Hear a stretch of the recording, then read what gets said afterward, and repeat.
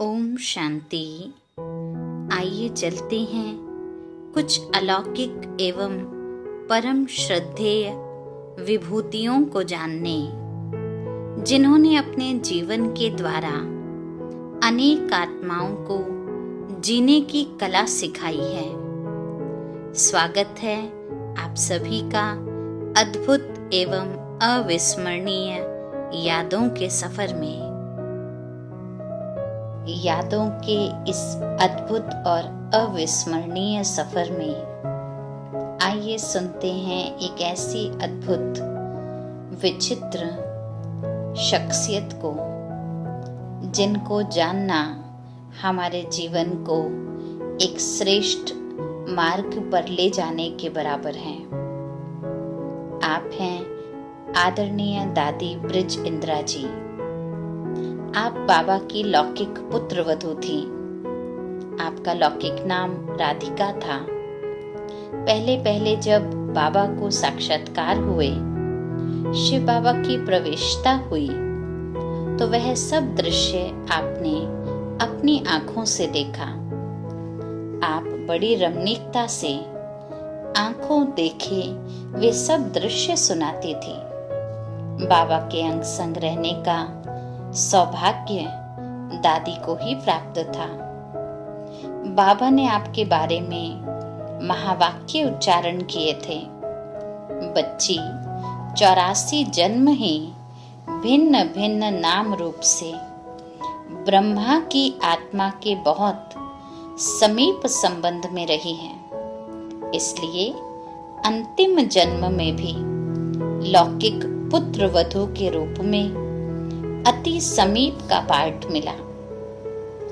बाबा के साथ साथ कोलकाता, हैदराबाद, सिंध, कराची, आबू की यात्रा करते करते अंत में आपको बाबा ने महाराष्ट्र जोन की संचालिका के रूप में मुंबई सायन सेवा केंद्र पर रखा। महाराजकुमारी और महारानी जैसी रहकर फिर ब्रिज कोठी में बैगरी पार्ट बजाते हुए आप ब्रिज के समान दृढ़ रहकर इंद्र समान फरिश्ता बनकर अब एडवांस पार्टी में सेवारत हैं। आप 1 जनवरी 1990 को अपना पुराना पार्थिव शरीर छोड़ अव्यक्त वतनवासी बनी। दादी जी ने शिव बाबा की प्रवेशता से पहले के कुछ वर्ष दादा की बहू के रूप में बिताए। उस अवधि के दौरान अनुभवों को आपने व्यक्त करते हुए बताया, दादा ने मुझे रानियों से भी अधिक ठाठ से रखा। एक बार नेपाल के राजकुल में मालूम पड़ा कि दादा अपने घर बहू लाए हैं, तो उनके सदस्य, शहजादियां इत्यादियां मुझसे मिलने के लिए आई थी। अब उदयपुर के महाराजा को मालूम हुआ कि दादा कोलकाता में बहू को ले गए हैं, तो उन्होंने भी दादा को लिखा था कि वे सिंध जाते समय अपनी पत्नी और बहू सहित बीकानेर से होते हुए जाएं। दोनों राजाओं के राजकुल की महिलाओं ने जब मुझे देखा, तो वे यह देखकर हैरान रह गईं कि मैंने उनसे ज्यादा जेवर पहन रखे थे। मैंने एक एक उंगली में 2-2 अंगूठियां पहन रखी थी, और वे भी कीमती हीरों की। मेरा हार भी हीरों का बना था। यह सब देखकर वे सब बाबा को बेताज राजा मानते थे, और यह भी महसूस करते थे कि बाबा फराख दिल हैं। परंतु जैसे जैसे बाबा अधिकाधिक अंतर्मुख होते गए, उनका मन इन चीजों से हटता गया और उन्हें ये श्रृंगार फीके दिखाई देने लगे, और आखिर सुनहरे शब्दों में लिखी जाने वाली इतिहास की वह घड़ी आई जब शिव बाबा ने फ्राक दिल और राजकुलोचित संस्कार वाले साधारण और साथ साथ उच्च जीवन प्रणाली वाले दादा के रथ को माध्यम रूप में अपनाया, मैं बाबा की अंतर्मुखता तथा उनकी तपश्चर्या इत्यादि को देखकर बहुत प्रभावित हुई थी। एक बार एक विशेष दृश्य मेरे सामने आया, जिसके बाद इस ईश्वरीय परिवार में मेरा भी पार्ट शुरू हुआ। एक बार बाबा भोजन करने बैठे थे, मैं उनके सामने भोजन की थाली लेकर गई। ज्यों ही मैं उनके सामने पहुंची और उनकी ओर मेरी दृष्टि गई, तो मुझे बाबा के स्थान पर सजे सजाए श्री कृष्ण ही दिखाई दिए।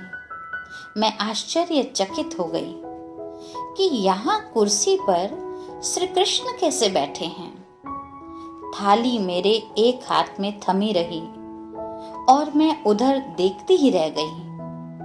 पहले जब मैं बाबा के सामने जाया करती थी तो घूंघट किया करती थी, परंतु अब जब मैं घूंघट करने ही वाली थी तो सामने श्री कृष्ण दिखाई दिए। मैं श्री कृष्ण के सामने भला घूंघट क्यों निकालती। मुझे लगा कि मेरे ससुर के रूप में साक्षात भगवान मुझे स्वयं आ मिले हैं। तब मुझे रूहानी नशा सा चढ़ गया और तब से घूंघट निकालना मुझसे छूट गया। उस समय यह ज्ञान तो नहीं था कि दादा को देखने से श्री कृष्ण का साक्षात्कार क्यों होता है। यह ज्ञान तो धीरे धीरे बाद में ही मिला, परंतु इससे मेरे जीवन का नया अध्याय खुला। इसके थोड़े ही दिनों बाद मुझे विष्णु चतुर्भुज रूप का भी साक्षात्कार हुआ। सजा सजाया दिव्य प्रकाशमान रूप था। इन सब अलौकिक वृतांतों से मुझसे श्रृंगार साज धज सब सहज रीति छूटते गए और मैं रूहानियत के रंग में पूरी तरह रंगती गई। उन्हीं दिनों में एक बार की बात है, दादा के गुरु भी आए हुए थे। दादा ने उनके आगमन पर 25,000 रुपए खर्च किए थे। उन्होंने एक बहुत बड़ी सभा की थी, उसमें बहुत लोग बैठे थे, परंतु मुझे दादा का उठना बैठना बहुत निराला लगा। दादा थे तो साकार अर्थात शरीरधारी ही, परंतु मुझे ऐसा लगा कि उनका शरीर उनसे दूर है। गुरु जी का भाषण चल रहा था, परंतु दादा सभा से उठ गए। इससे पहले कभी भी दादा सभा से उठकर नहीं गए थे। मेरा ध्यान दादा की ओर गया। मैंने जशोदा जी, जो कि दादा लेखराज की धर्म पत्नी थी, उनको दादा के पास भेजा। जसोदा जी के जाने के बाद मुझे ख्याल आया कि मैं भी जाऊं। मैं दादा के कमरे में गई। मैं दादा के पास बैठ गई और जसोदा जी गुरु की सभा में लौट आई। मैंने देखा कि दादा अर्थात बाबा के नेत्रों में इतनी लाली थी, ऐसा लगता था कि जैसे उनमें कोई लाल बत्ती जग रही हो। उनका चेहरा भी एकदम लाल था और कमरा भी प्रकाशमय हो गया था।